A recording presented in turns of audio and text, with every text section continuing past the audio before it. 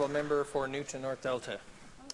Thank you, Mr. Speaker. It's my privilege today to rise and speak on the motion that is before the House.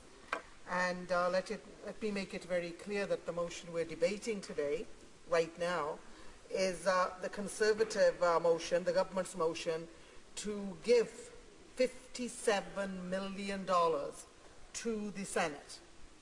And, for the average hard-working Canadian, the taxpayers who keep our institutions going, they must be really wondering why, in light of the media frenzy that has been, and I'm sure every Canadian knows what's going on, why we have a government that is going to say, let's give that House $57 million.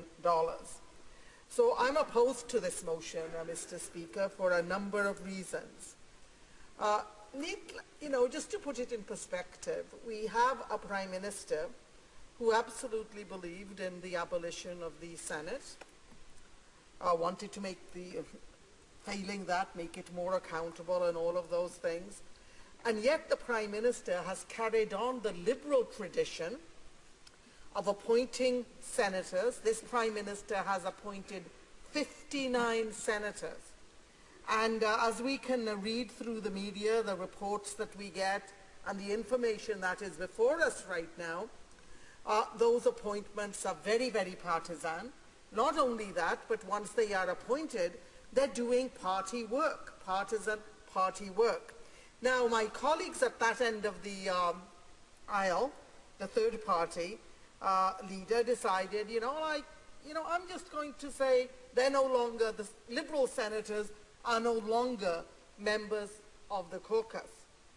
Mr. Speaker, you can call a thorn any name you want, and you can change the name, but unless you change the substance, a thorn is still a thorn.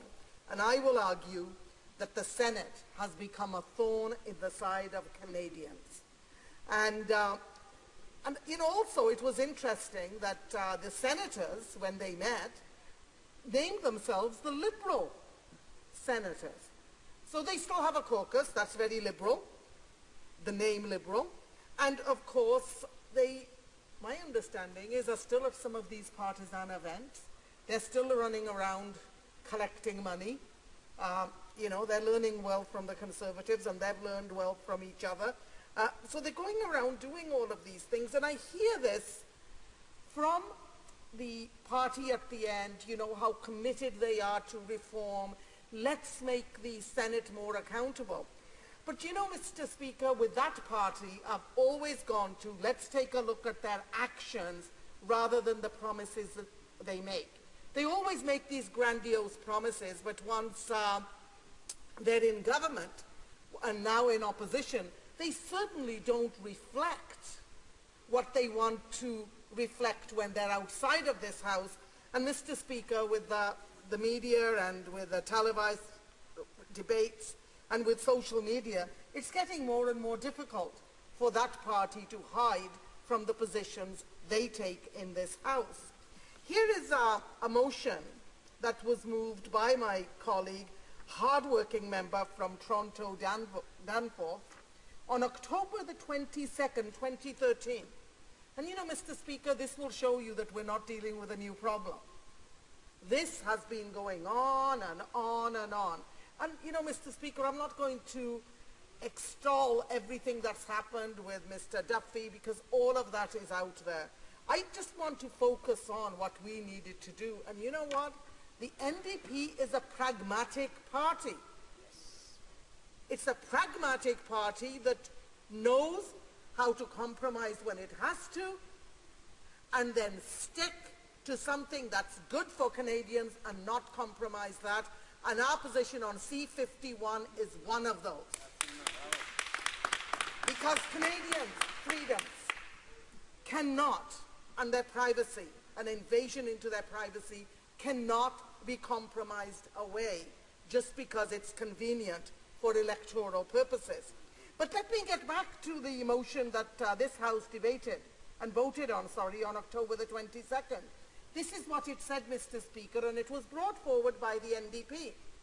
that in the opinion of this House, urgent steps must be taken to improve accountability in the Senate, and therefore this House calls for the introduction of immediate measures to end senators' partisan activities, including participation in caucus meetings, and to limit senators' travel allowances to those activities clearly and directly related to parliamentary business.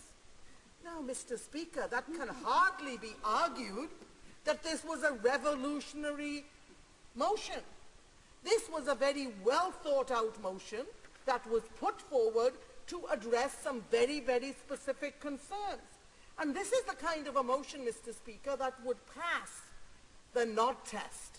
Quite honestly, I think this would even pass the kindergarten grade 1 test. If you were to explain to them, these are the senators, this is what we don't want them to do, this is what we want them to do, you know what? Kids are smart. They'd say, well, that's good, isn't it? But not my colleagues across the way. And you know what? What really shocked me, Mr. Speaker, after all the public grandstanding? Neither the third party. And the third party, and I want to be very, very clear on this, would not support a motion that would limit senators' partisan activities. So you know what? They did kick them out of the caucus, so to speak, but that's even window dressing. But so here we are. They're not willing to end senators' partisan activities. They formed a coalition with the Conservatives to vote this down. Just as in C-51, they formed a coalition with the Conservatives in order to have C-51 pass this House, which makes me think, what really is the difference between the third party and those sitting in government? And I see very little these days. And then I go on to see this, you know, we wanted to have limit senators' travel allowances to those activities clearly and directly related to parliamentary business. Surely, Mr. Speaker, there is nobody in this House that would have voted against that. But this House did. And guess what? Supported by the third party, of course, with their newfound friends across the way, the new Liberal coalition. And so when I look at all of this, Mr. Speaker, nobody can say that the NDP and our position of getting rid of the Senate is a long-standing one, that we have not attempted to bring about accountability. And I know that government across the way is allergic to accountability and transparency and, you know, to have to answer serious questions. But what I see here in opposing the pragmatic solutions we have put forward, if this motion had carried, Mr. Speaker, and the government and the LPC had supported it, you know what, Mr. Speaker? We maybe wouldn't be in the grandiose, I don't know what word to use, and I would say a crisis that we are in right now.